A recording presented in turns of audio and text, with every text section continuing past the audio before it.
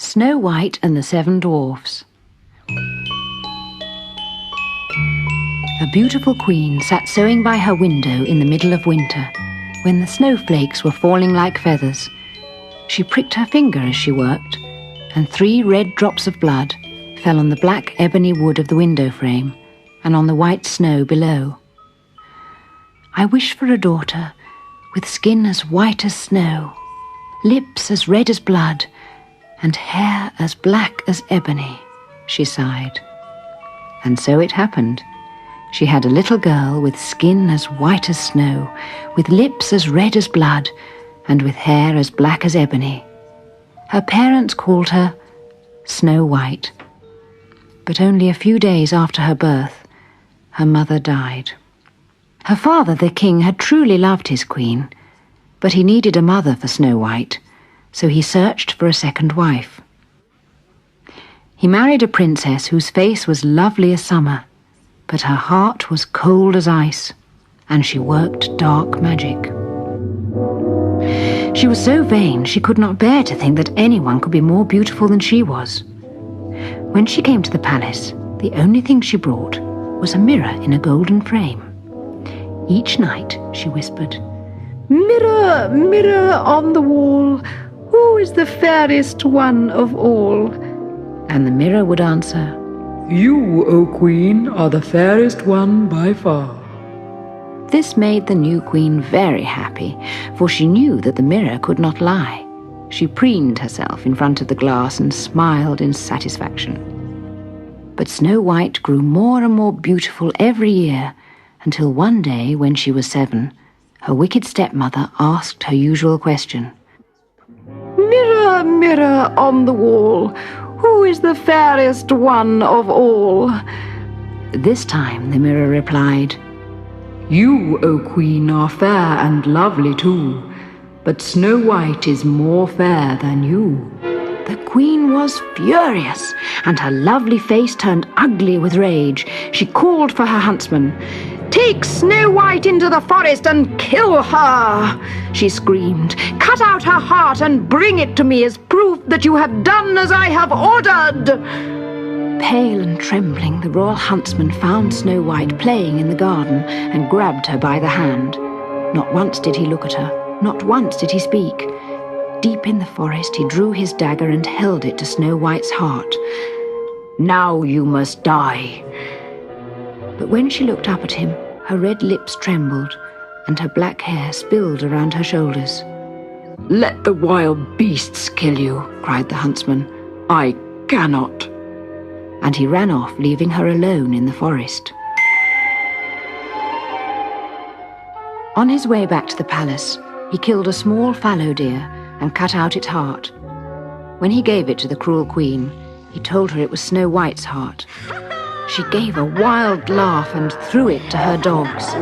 "So much for Snow White!" she cried. Snow White wandered lonely through the forest, frightened at shadows and fearful of strange sounds. But when the trees and bushes saw how lovely and afraid she was, they turned aside their thorns, and the sharp stones refused to cut her feet. At dusk, she found a tiny house among the trees. There was no answer to her knock, so she pushed the door and went in. What a funny little place it was! Everything was very neat. There was a check cloth spread on the table, with 7 loaves and 7 plates, 7 knives, forks, spoons, and goblets of wine, all laid out, ready for supper. By the wall there were 7 beds, all in a row. "I'm very hungry," thought Snow White, and she took a small bite from each piece of bread, and then a sip of wine from each goblet. Then she tried each bed in turn. "This bed is too long," she said, "and this one is too short." But when she reached the 7th bed, it was just right. Soon she was fast asleep. The 7 dwarfs who lived in the cottage returned at nightfall. They had been digging for gold in the mountains and were tired after their long day's work. They lit their candles and looked around the room. "Oh, Who's been sitting on my stool? Said the first dwarf. And touching my plate. And eating my bread. And licking my spoon. And using my fork. And moving my knife. And drinking my wine, said the seventh and last dwarf. The first dwarf went over to the bed by the wall. Someone has been lying in my bed, he cried. And mine, said the others. There's someone still sleeping in my bed, said the seventh and last dwarf. They crowded round the bed to look. Less noise, said the first dwarf. Keep those lights down, said the second. Be careful not to wake her, said the third. So the last dwarf slept the night with the others, an hour in each bed. Snow White was very frightened when she woke up next morning and saw the dwarfs. But they listened to her story and were delighted she had come to stay. You can cook, can't you? Asked the first dwarf. And wash? And clean? And knit? And spin? Asked the others. Then of course you must live with us, they chorused. But remember, don't let anyone into the house while we're away. For months the Queen thought that Snow White was dead, and she didn't ask the mirror her question again until late one evening when the King was away. Mirror, mirror on the wall, who is the fairest one of all? The mirror replied, You, O Queen, are fair and lovely too, but Snow White's still more fair than you. The Queen's face turned black with rage, and she screamed in fury as she demanded where Snow White could be found. The mirror sighed heavily and told her. Disguising herself as a peddler, the wicked Queen searched the forest until she found the cottage. Fine wares to sell, she cried as she knocked at the little door. Good morning, said Snow White.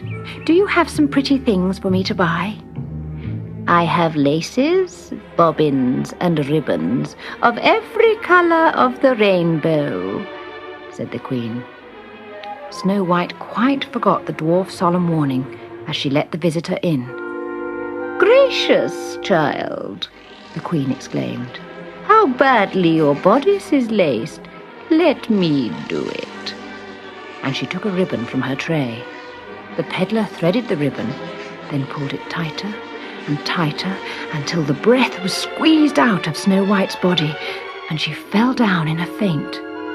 So much for your beauty, cackled the cruel Queen. Now you will die. We're home, called the dwarves. But no one answered. Snow White was as pale as death when they found her. Loosen her lace, the dwarves shouted in panic. When the first dwarf cut it, the life-giving air rushed into her lungs and Snow White quickly recovered.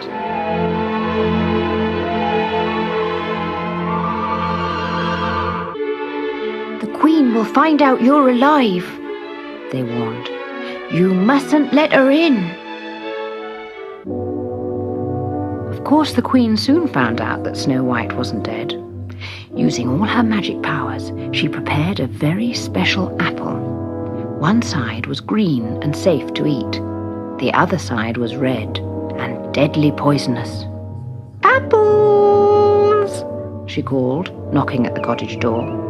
Crisp, juicy apples. Please go away, Snow White said as she peeped through the window. I'm not allowed to open the door to strangers. Wise girl, replied the Queen, as she took the poisoned apple from her basket and turned the green side to her lips to bite into it. Here, she said, take the rest and enjoy it. The apple did look extremely good. Snow White leaned out of the window and took the half which was red and juicy. She took one bite and fell down dead. That's the end of you, chortled the Queen as she returned home in triumph.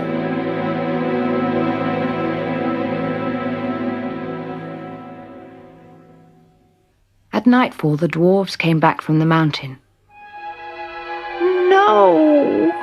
cried the first dwarf when he found Snow White. "How empty our lives will be without her," they all said sorrowfully. The dwarves could not bury her in the cold, dark earth, so they made a coffin of glass so that they could still see her. Then they made a golden plaque and wrote on it, "Here lies Snow White, the daughter of a king." They set the coffin on a green hill and guarded it day and night. Birds came to sing there, and animals came to sit there.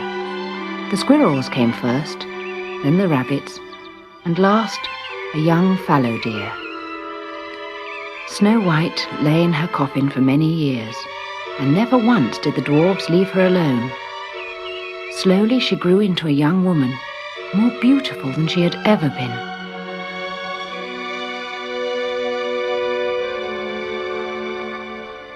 At last a prince rode past and saw the coffin and the words written on the golden plaque. "I would like to take her away with me," he said, but the dwarves would not part with her. "Will you take money?" he asked. "She was worth more to us than all the gold in the world," the dwarves replied. "Then for sheer pity, let me kiss her once," begged the prince.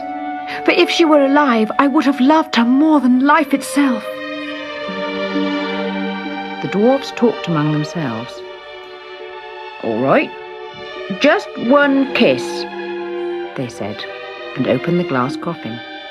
But as the prince's lips touched the lips of Snow White, a piece of apple fell from her mouth, and she opened her eyes. "Where am I?" "Safe," said the prince. And when Snow White looked into his face, she could hardly believe what she saw. "Your eyes are the colour of the sea. Your hair is as golden as the sun." The prince was overjoyed as he lifted her from the coffin. "I love you more than all the world. Marry me and come with me to my father's kingdom." And so Snow White said goodbye to the seven dwarfs, who had loved her so much. She thanked them and promised that she would visit them often. Then she went with the prince to his father's castle, where a great feast was prepared for their wedding. Meanwhile, the wicked queen preened herself in front of the magic mirror. "Mirror, mirror on the wall, who is the fairest one of all?" The mirror gave a triumphant laugh. "Ha! Your loathsome face is black as night compared to the beauty of Snow White." Screamed the queen, and tore the mirror off the wall and dashed it against the windowsill. It shattered into 1,000 pieces. A sliver of glass as sharp as an icicle pierced the queen's wicked heart, and she fell down dead among the glittering fragments.